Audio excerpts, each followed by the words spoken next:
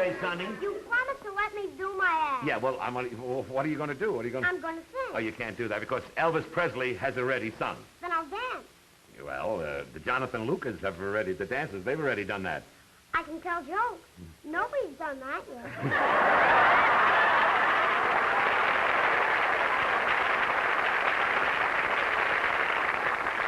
Nobody's done that, huh? What do you think I'm doing out here? Don't you know either? Oh, quiet! Now, look! Come back. You can't sing, you can't dance, you can't tell jokes. What are you going to do? There's nothing you can do. I can do imitation. Well, you can? Do an imitation of Harry James and blow. Ladies and gentlemen. You can imitate Elvis Presley? No. No, don't imitate Elvis Presley, please. I don't want... What are you doing?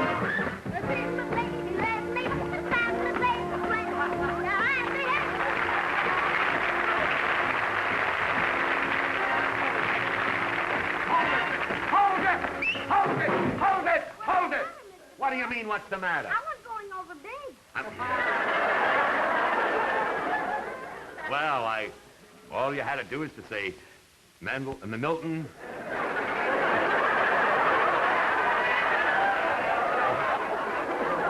All you had to do is to ask me and say, Mr. Burl,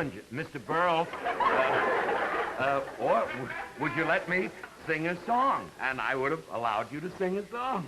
I think I'll go backstage and play claviash with the Hungarian. Creative programming in television has been increasing by leaps and bounds. Viewers offered a variety of programs designed to educate and inform him. But no matter how far we go, one type of program will always be with us. Its appeal reaches out to children, touches the most sophisticated adults.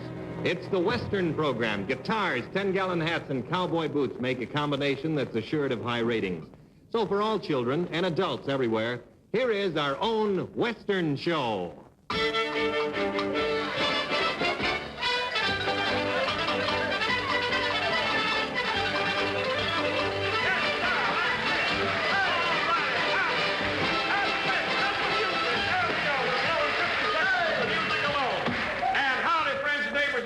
Television land. This is your old partner, Big Steve, and the whole gang, and it's mighty good to be here putting on our show for all you folks out there in television land. Right, gang?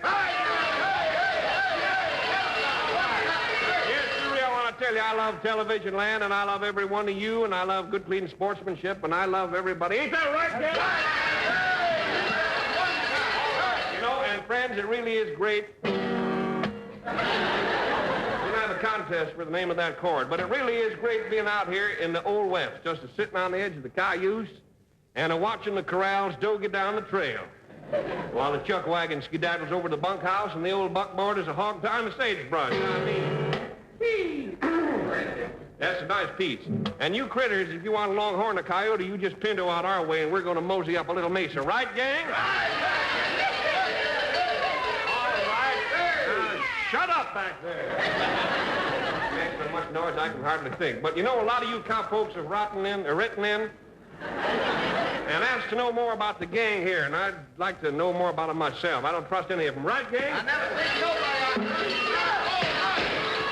When I say I want quiet, I mean quiet. Now get this. First off, this critter here, come on up and crit for him. This is a critter. Right on. All right, this is Rattlesnake Griffith, folks. He's a mighty brave man. He come to this ranch 10 years ago, and he didn't know the meaning of the word cowardice. No, sir. And he didn't know the meaning of the word fear. Right, Rattlesnake? Right. I was the dumbest cowboy you ever seen. What's he talking about? Anyway, this doggy here is Tumbleweed Presley. Come on up, Tumble. Oh. I'll tell you about this fella. He is a trick rider. You ain't seen trick riding until you've seen Tumbleweed, right? You tell him, Big Steve. I'm telling him. You tell me to tell him, and I'll tell him. Yes, sir. But you know, let me tell you, yesterday he went across the range on a full gallop blindfolded, and he picked up a rattlesnake with his teeth. He jumped 4 fences, and he dropped that snake into a gopher hole at a full gallop. Tell him why it was so tough, Tumbleweed. I don't use no horse. I don't think he's telling the truth. This one right here, this little girl... Get up here! Come on, wake up there. This is the little flower of the prairie, Cactus coca. Now, you wouldn't believe it to look at her, but I don't believe it, and I'm looking at her. If you look out there, how many times I'm going to have to tell you? This little girl, though, can ride and rope and shoot and fight just as good as every man on our ranch. Tell them why. Because every man on our ranch is a big sissy. That's They are not. They are so. Oh, shut up. Now, partner, we're a friendly bunch here, ain't we? First, I'll tell you what we're going to do. Word from the sponsor, right, man? Let's all Come on step up up here. here. You know, this program, Big Steve and the Gang, are brought to you by my good friends, the makers of Tonto bars. That is the delicious candy, the candy that comes out of the Old West right into your old mouth, and that's what I mean. Now, the Tonto bar is a big favorite out here in the West. Tell them why, Rattlesnake. Well, sir, friends, it's cause they won't allow in the East, that's why.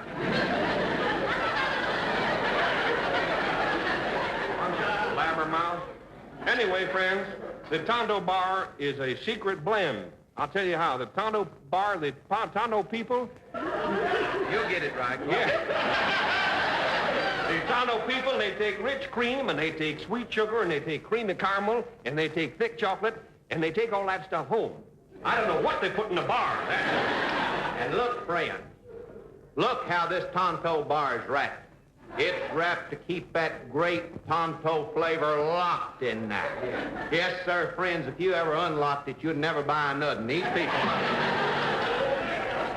And friends, dentists recommend Tonto bars because tests prove that Tonto causes more cavities than any other candy. Yes, it sure is. I'll tell you one thing more, boy. Tonto is fresh. It's made fresh, it's wrapped fresh, it's delivered fresh. It don't get stale till you put it in your mouth, but that's your look at it. Just sink your old teeth into a Tonto bar and you'll say... But you can't get your mouth open again. And kids, when you open your Tonto bar, don't you throw away that wrapper. No, you keep that wrapper and burn that wrapper. Because if the Board of Health ever seen one, they'd put Big Steve away for life, and we wouldn't want that. Don't forget, friends, that's the Tonto bar made by the Chemo Savvy Candy Company at Tomaine, Texas. That's right. I'm going to open this thing right here and take a bite to show you just how much I like it. Here's it. Whoa, ho! Yes, good boy. All right, we're going with a little Western song going for you right now.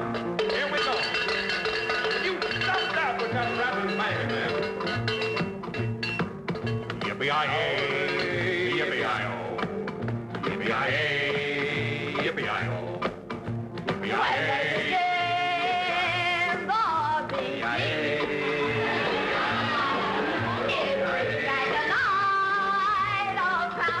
Will you shut up there? You're making a fool of yourself tonight. Let's get a good lively tempo going here. 1, 2. Shut up with the bell there! I'll tell you one more time. Well, I got a girl, name is Sue. She's my little buckaroo.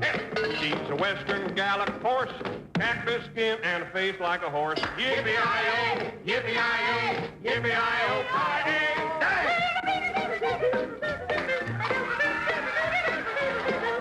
I got a ranch, it's way out west. It's the place I like the best, but I'm gonna tie the whole thing down and move that ranch to Levittown. Hey! Yippee-yi-oh, yippee-yi-yay, yippee-yi-oh, I went out west on a wagon train, find a man like Big John Wayne. I looked around for days and days and ended up with Gabby Hayes. Yippee-yi-oh, yippee-yi-yay, yippee-yi-oh, Well, I got a horse, and I got a gun, and I'm going out and have some fun. I'm a warning you, galoot, don't step on my blue suede boots. Yeah! Yippee-yi-oh, yippee-yi-yay, yippee-yi-oh,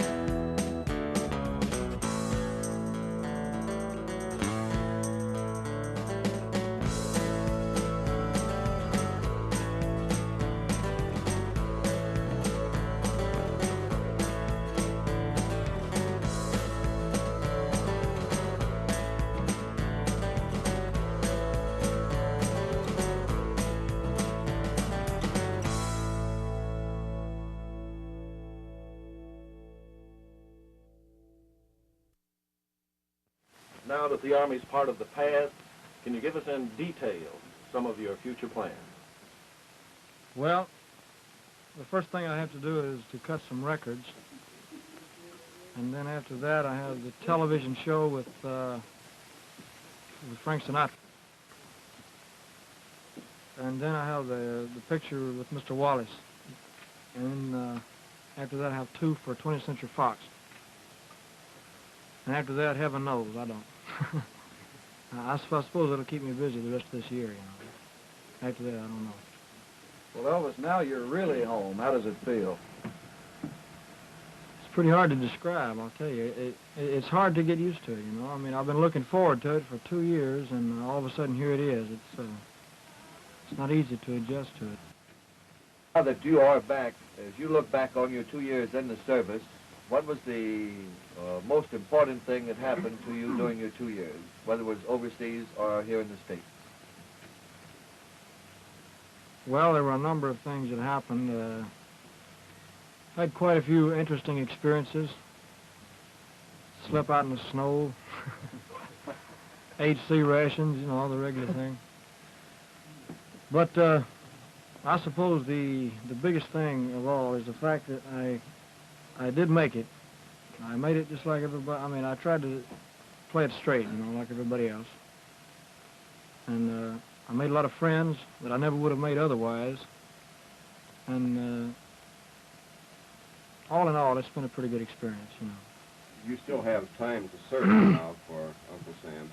Have you given any thought as to where you're going to serve your reserve training? Well, sir, I will be on the reserve status here in Memphis at the Reserve Center here. But they have a clause which covers people with traveling jobs. If you have a traveling job or if you live too far away from your reserve center, they put you on standby. Whereas you don't have to make their meetings, but you are subject to be called at any emergency or anything of that nature. Elvis, one of your future commitments, as you mentioned, is the Frank Sinatra show on the ABC television network. Do you have any idea of when this will be aired? I really don't know the exact date. I would imagine it's somewhere around the 1st of May. Forgive me, I have one other part to my question. We understand, speaking of Frank Sinatra, that there has been some rumor about Nancy Sinatra and yourself. Is there a romance in the making here? No, sir, I'm afraid not. I only met her in Fort Dix.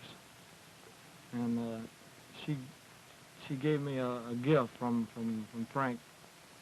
And it was very brief. I think she's engaged to Tommy Sands. I don't think he would appreciate that so much. Thank you very much. Elvis, do you think the music has changed since you've been out of the service? I mean, since you've been in the service? Possibly, yes. I can't say, really. I haven't been here long enough to even know.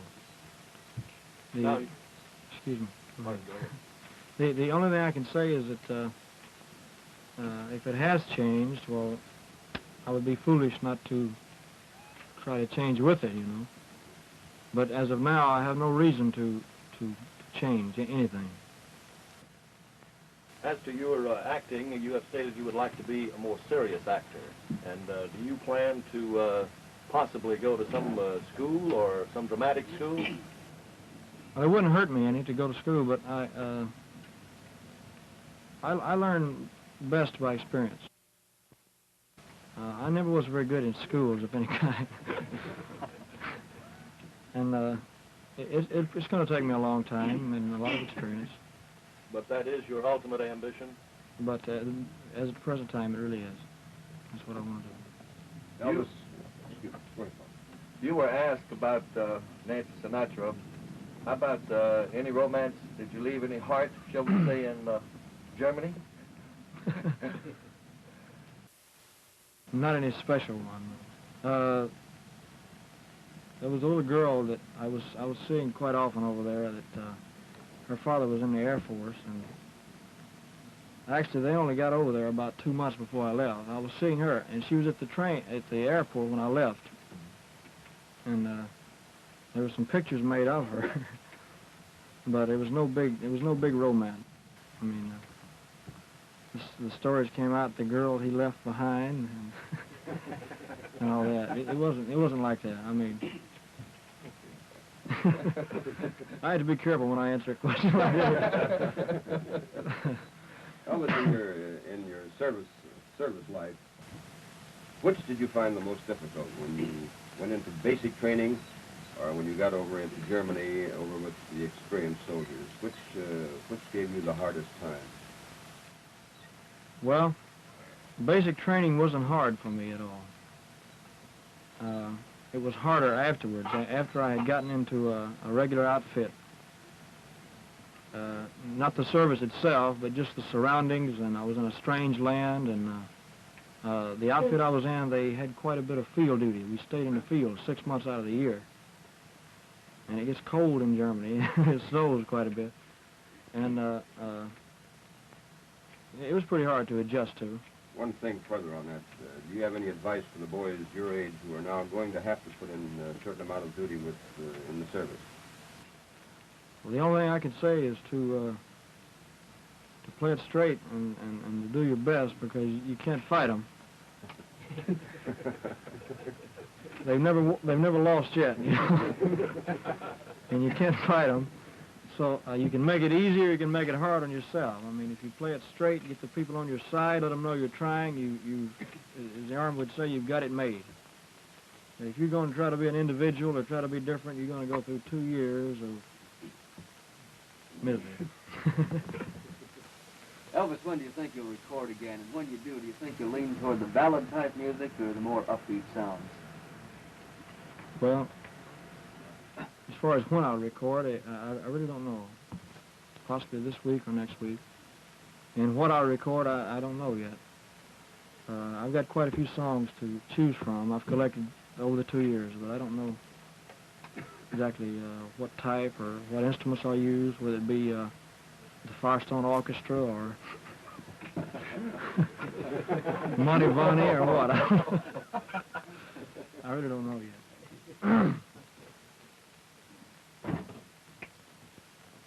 Shoot. You said that at the train that you wanted to get back to what you were doing, and of course that is singing and entertaining. And I take it from that you really enjoy what you're doing, or what you were doing before you went into service.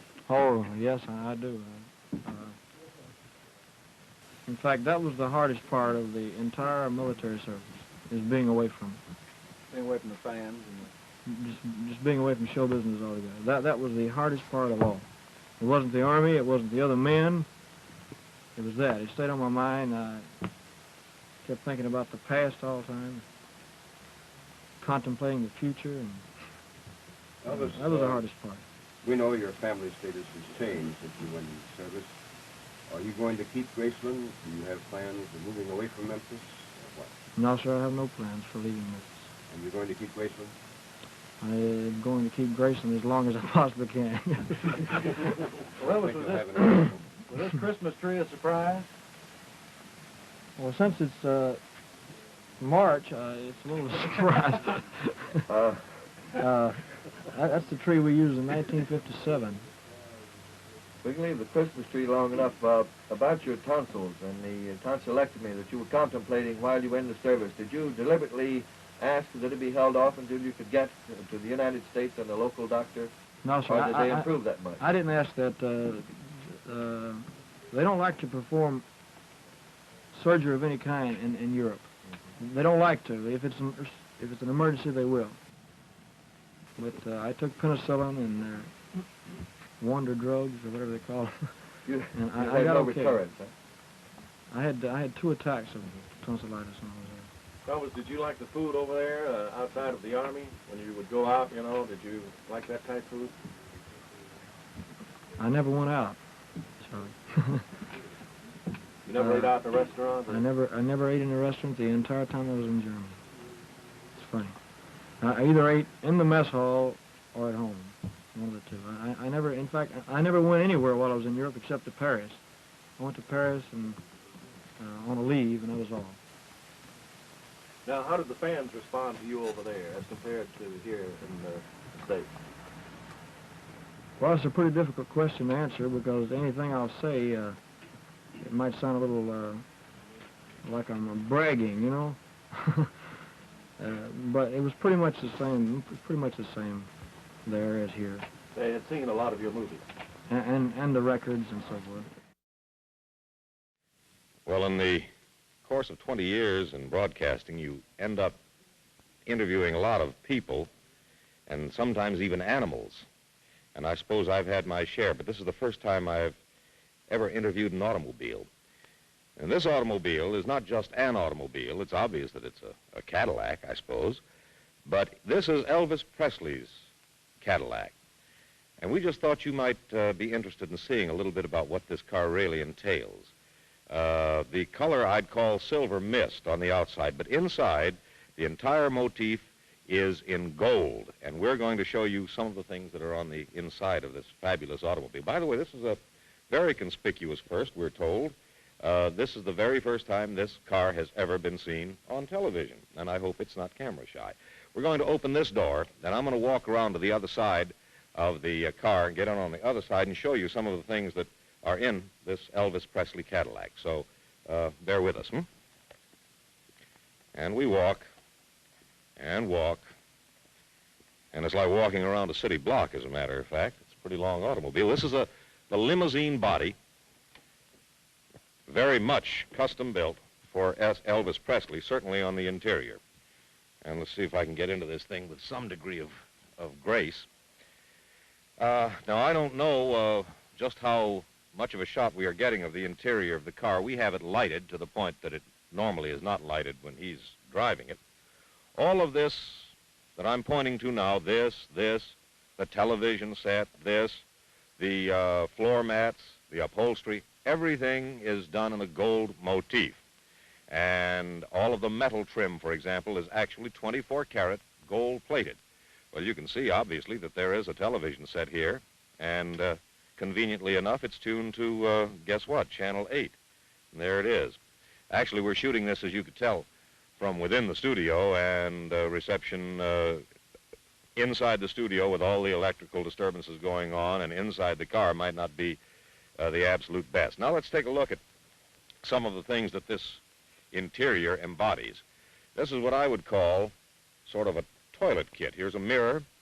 There's an electric razor in there, shoe horn, brushes, nail brushes, shoe brushes, every kind of brush.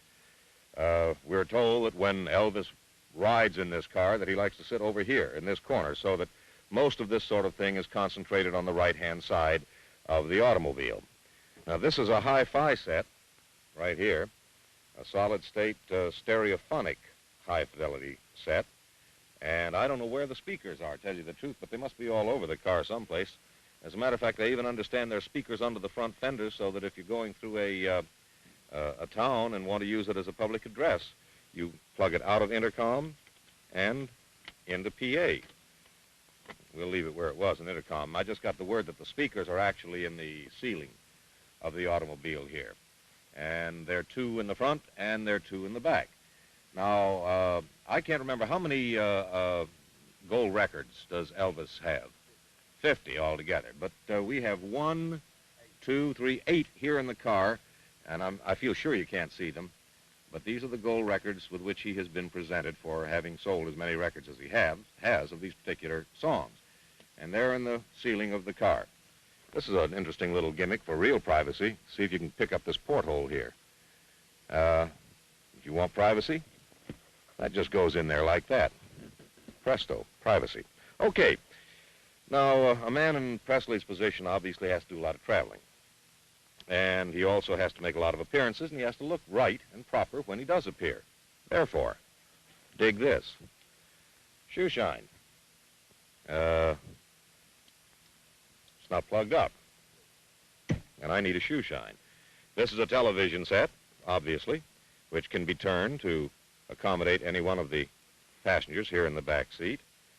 This is a refrigerator, an honest-to-goodness refrigerator. Ooh, that's working. That's cold. Where refreshments or what have you can be kept. And here, as an adjunct to the refrigerator, is an ice maker. I don't know, again, whether we're picking up all of these things or not. Ice maker, refrigerator, toilet kit, stereo, shoe shine kit. I missed something here. I don't know what this is myself. Little shaker for some juice.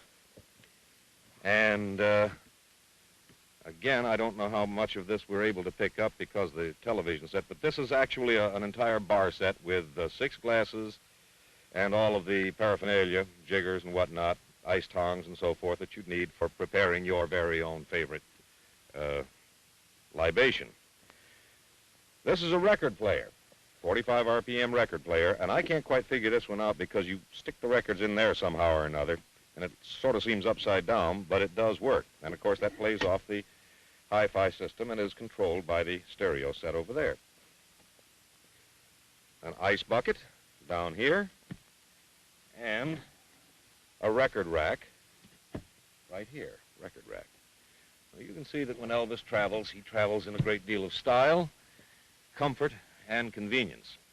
There's a little plaque here I'm sure you can't see. It's a gold plaque, and it says, "This Cadillac was designed for Mr. Elvis Presley by Mr. George Barris of Barris Custom Limited, North Hollywood."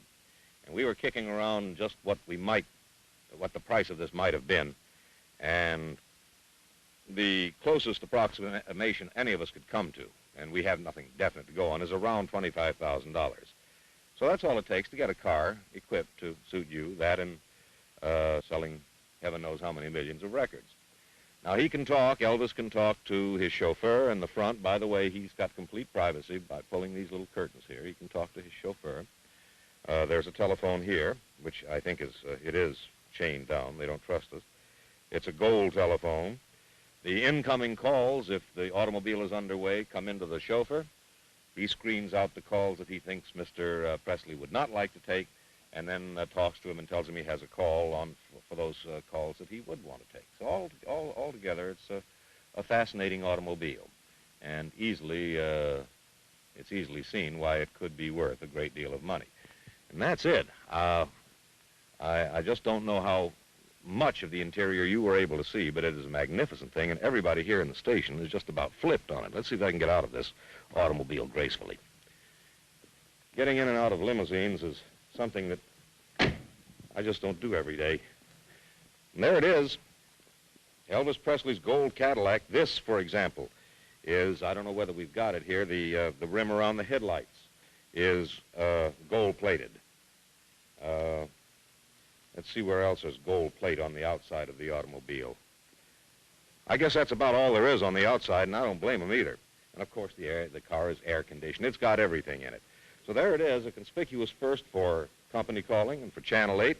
The very first time Elvis Presley's gold-plated and gold and luxurious Cadillac has ever appeared on television. And we thank RCA Victor Records for making it available to us.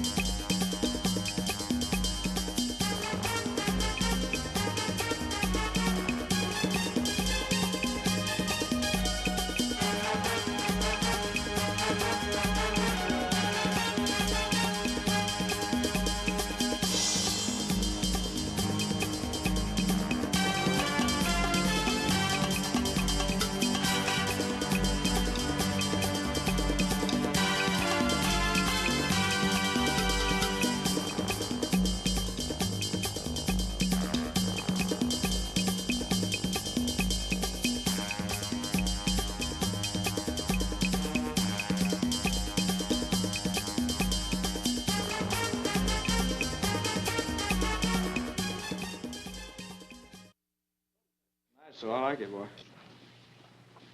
Compared to Las Vegas.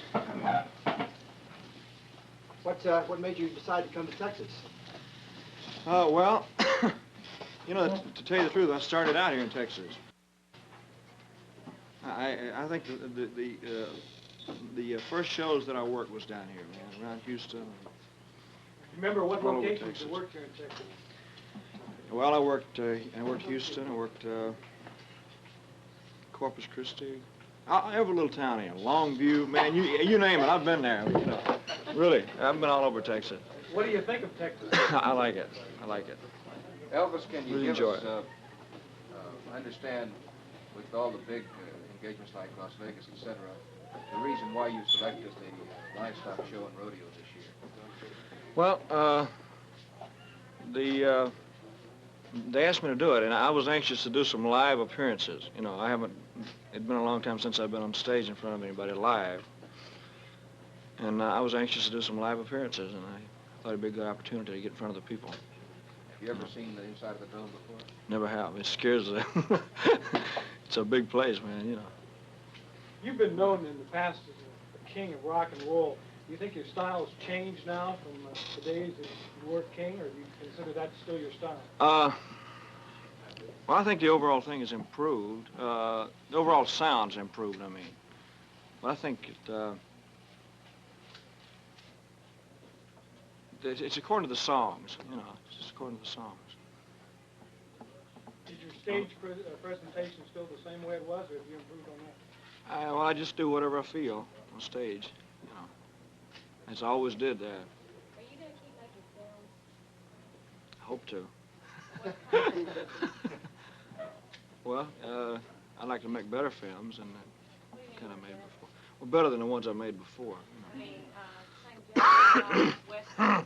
Excuse me, I can't take this fresh air, man. I'm used to the garbage can at the International Hotel, man. If I can't smell some garbage, I don't feel at home, man, I'll tell you. Do you have any films in the making right now, or any plans? No, there's nothing in, as far as I know of, is there, Colonel? Anything in the workings? I can't commit to myself. An 8mm Walt Disney special we're doing next year, I think. I don't know. We're shooting some now. There's nothing as far as I know, no. When you look at your opportunity to go and try and fill up the Astrodome, Well, it'll be the type of stuff that I do. It's a mixture of things, you know.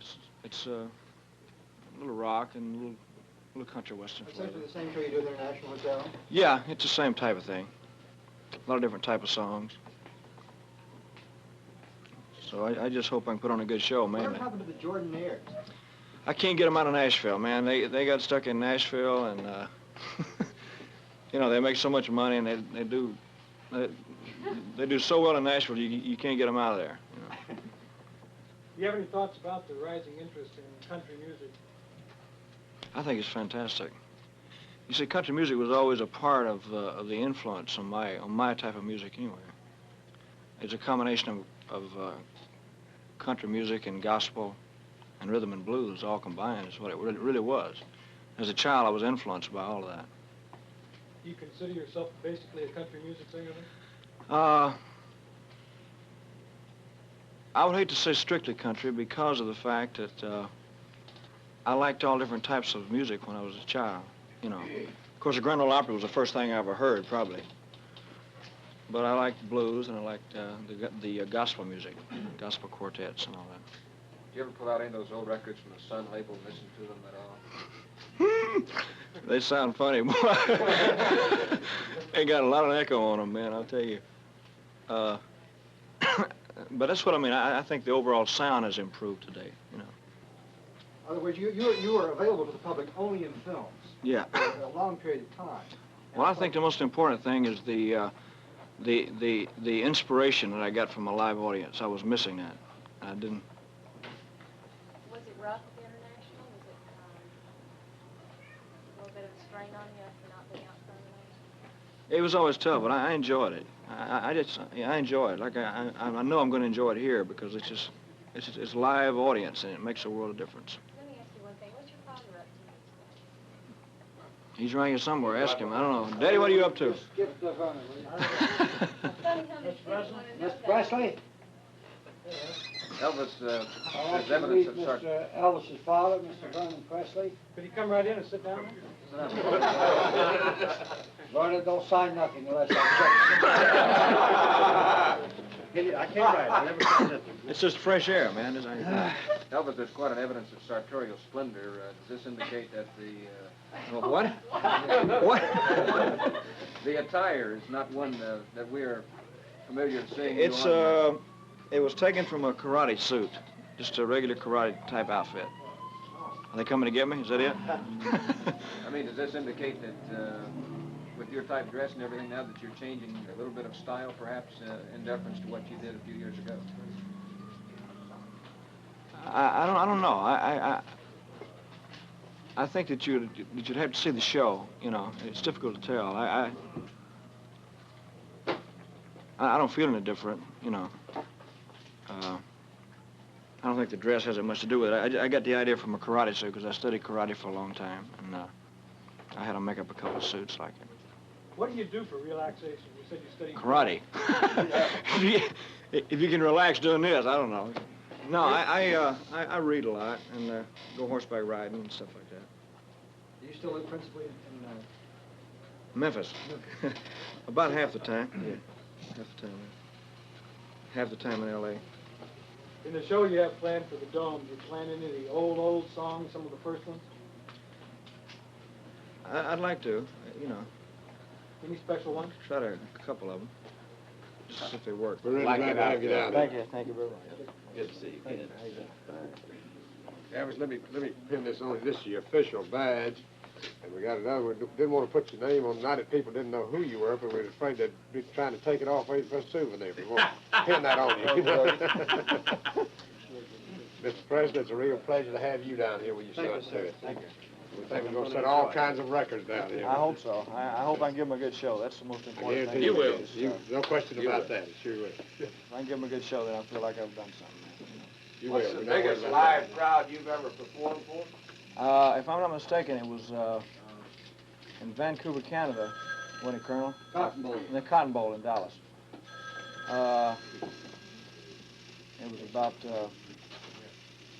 25,000, I guess, something like that. Is Mr. Gracie I here? think. They're great.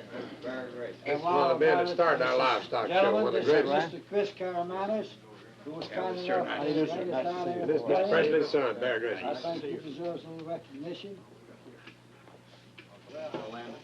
Well, I think so, if it's the right type of song. I think so, if it's the right type of material. You've made a couple of songs. But yes, I have. I did, like, in the ghetto, and, I don't know.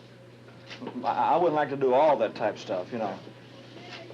Well, in other words, I wouldn't like for everything to be a message, because I think that there's still entertainment to be, you know, considered.